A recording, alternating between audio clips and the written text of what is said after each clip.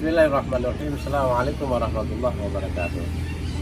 Sahabatku fillah, ketemu lagi dengan saya Ustadz Aceh 651.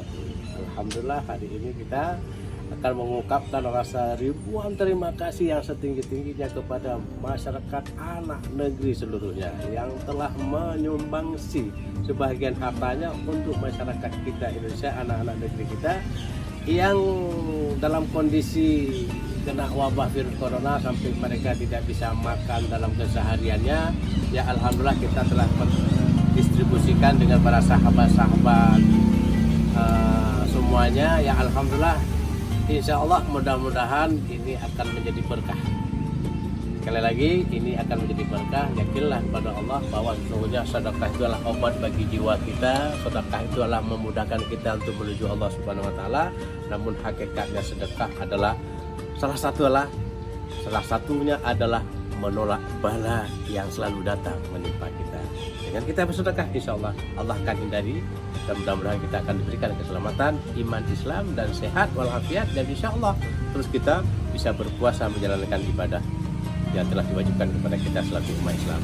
Hari ini Jumat 8 Ramadan 1441 Hijriah, Ustadz Aceh 651 ingin mengucapkan ribuan terima kasih sekali lagi kepada seluruh anak negeri yang telah menyampaikan sebahagian harta kepada kami, yang sudah mempercayai kami sehingga kami sudah memutuskan. Dan insya Allah untuk kedepannya masyarakat BSM, yaitu Badan Silaturahim Merdu Aceh Pidijaya, insya Allah akan